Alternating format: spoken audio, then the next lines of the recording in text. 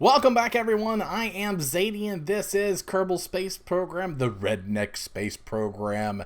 And today, people, we are going to send one of our astronauts into space for the first time. It's going to be Valentina Kerman, and we're going to go up there and we're going to get some science, and we're going to come back and we're going to celebrate what is awesome about sending a Kerbal into space. This will be the first one, and fingers crossed, no accidents.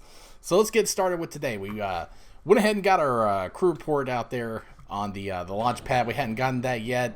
We're going to go ahead and launch this bad boy up in the air. Since this is the first time we're sending a Kerbal actually into space, I want to kind of show everything I can.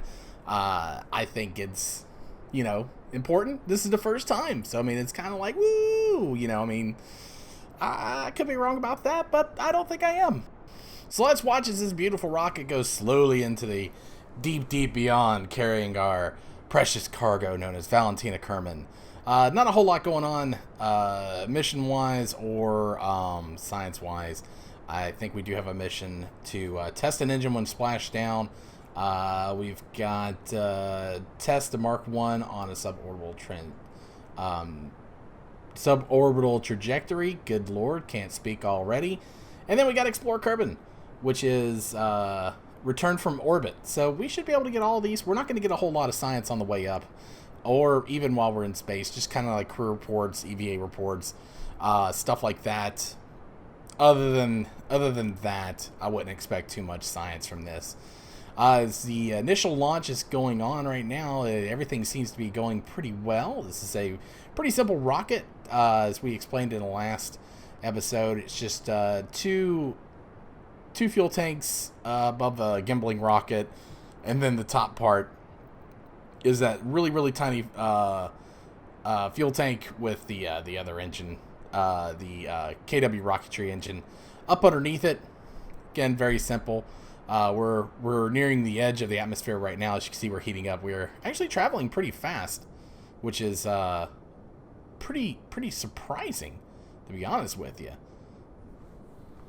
Although I guess it wouldn't be too surprising. It's a fairly light rocket, so it shouldn't be too difficult to get it into orbit around Kerbal. The only thing that's going to be of question is going to be whether or not that small fuel tank is going to be enough to push into an orbit, or if we're just going to need to go ahead and go straight back down. As you can see, our main stage doesn't have a lot of fuel left in it, and that is a very small fuel tank, and probably a design flaw, but at least we'll be able to get into space for the first time and get that EVA report. Valentina looks out among the darkness of space. She's probably wondering, what the fuck am I doing up here? This is insane. And it is. I have a lot of respect for pretty much anyone who is like, I'm going to be an astronaut, and then gets on a rocket that is essentially a big explosive and goes out of our Earth atmosphere and the safety of being on the ground. Kudos to you. I applaud you. You are spectacular. Let's see here. Doesn't look like we're gonna have enough fuel. Let's go ahead and separate. Yeah, this little thing is not gonna be enough to get us into orbit. We'll give it a shot, but outlook bad, if you know what I mean. We're going to take this closer to our Apple Labs, run our test, because we do have we got to test the command pod, which is what we're going to do right now. Go ahead and run that test, get that contract done. Cha-ching, that is money and science. And we're going to go ahead and give this a go here in just a second to see if this is indeed enough to get us into orbit. I seriously doubt it. That is not a lot of fuel. And we kind of went a little high on our Apple apps, going up to 124. Keep in mind that 70 is actually out of the atmosphere. So we could have probably gone to 80 and done that there. But, hey, yeah, we're learning. I'm a little rusty. Go ahead and activate our engine. As you can see, we're watching our fuel in the top right. It is coming down quickly. We're not getting into orbit. It's not going to happen. It's unfortunate, but, sometimes that's just what happens.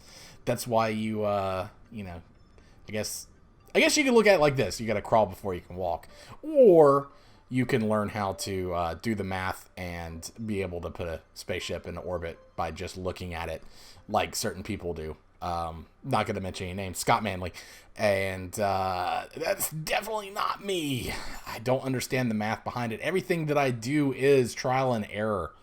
So just keep that in mind. If you are looking for solid advice on how to get somebody into space, not your guy. But I will test until I finally get it done.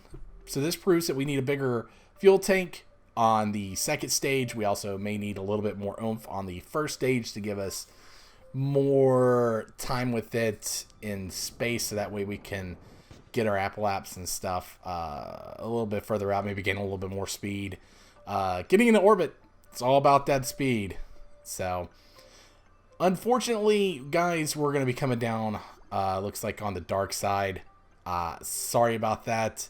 It's not a whole lot I can do. We can go ahead and get an EVA report now. Going over the different biomes, if you didn't know this, one of the things you want to do when you first get into, you kind of want to get into a polar orbit.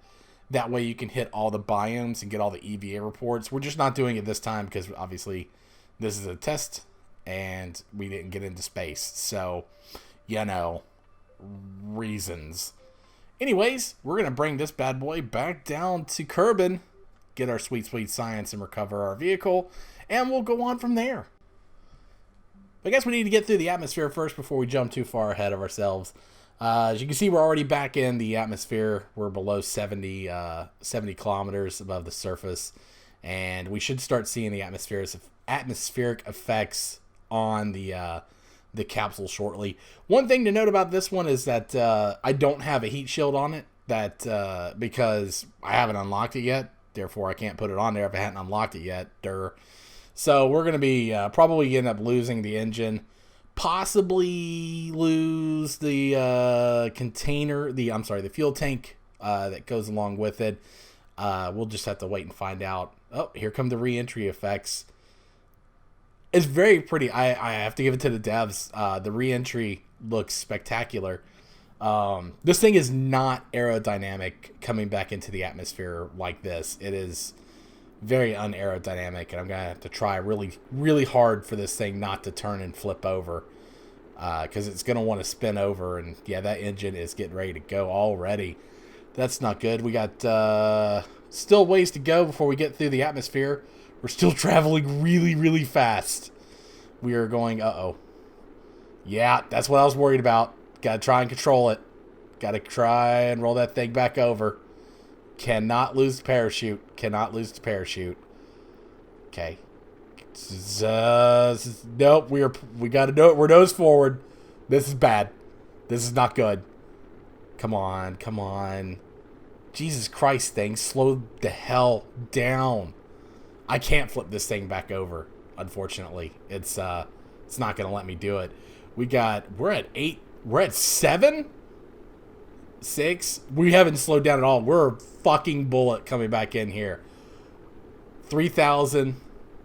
2,000. Oh, shit. Yeah.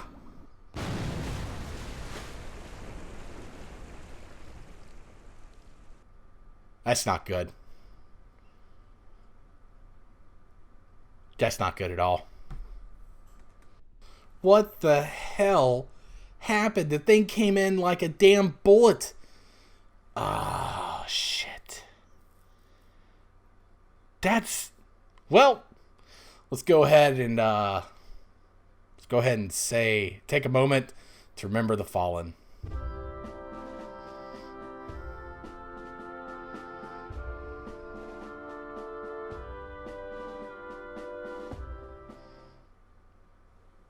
Alright, so we killed our first Kerbin. And it was Valentina. Some might say that's sexist. I, again, can't really argue that. I don't know that I can defend that, as she did die. And it's because I sent her up in an experimental aircraft. So, I don't think that's sexist. I still think that makes me, a person with forward thinking. I don't know. She's dead, though. She's not coming back. I don't have a respawning back on. She's not coming back. All right, let's make us a rocket to try and salvage something here. We're going to go ahead and send a probe up into space. We do have the science boy unlocked. We do got some other science experiments that we can do in space. This will be a real simple one. Not a whole lot going on with it. Put some solar panels on it. And basically, we're just basically... Damn, I can't believe she died. I can't believe she died. I'm a little upset with myself on that one. You know, let's go ahead and load this up. We already got something that we can make with this thing. Go ahead and correct the fin problem real quick. Put 4 of them on there. That way we don't have the original problem. Again, we do know this thing is good enough to get into orbit, and that's what we're going to send out. I think we're going to need to upgrade the fuel tank on the second stage, and also update the... well, we may just need to update the fuel tank. Let's see. We need to put the Science Junior on there. We want this thing to come back down to Kerbin, because we want to get the science from the Science Junior. Needs solar panels, obviously, for power. So that way we don't run out of battery power in case we do transmit some stuff.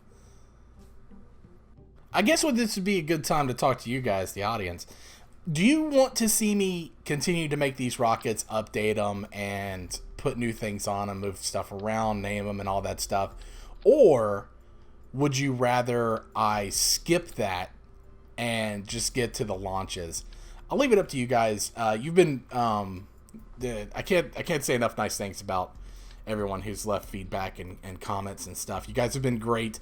I've been getting really good views on these, and I'm super happy with what we're doing. And I really, honestly, cannot say enough nice things about you guys and your support for the channel. It's been fantastic. So I do want to cater to you guys. Do you want to see me build these rockets, or would you rather me just get to the meat and potatoes and just show you, maybe give you a overview of the rocket, and then after an overview of the rocket, we get straight to the mission? I'll leave that up to you guys. Leave me a message down below in the comments if that's something you want to see. It would increase the pacing of these episodes instead of being so long-winded, I guess you could say. I don't think they're long-winded. I find this shit interesting as hell. I enjoy the building side of the rockets, so it's interesting for me. So if you guys enjoy it, I'll keep doing that. But if you guys want to just cut that stuff out, that's not a problem. I can do that as well. As I'm here to not only make these videos and have fun as my hobby. I'm also here to entertain you guys, and I want to do that better if I can. And the only way I can do that is really by feedback, or I can continue to do the same shit that I always do. And if you guys like it, that's great. If you don't like it, then there's not a if you don't like it, you just don't watch it, which is okay. Or you can tell me you don't like it and why you don't like it, and then I can implement changes. You get what I'm saying? It's a weird thing to go. I know I was talking through it, but we got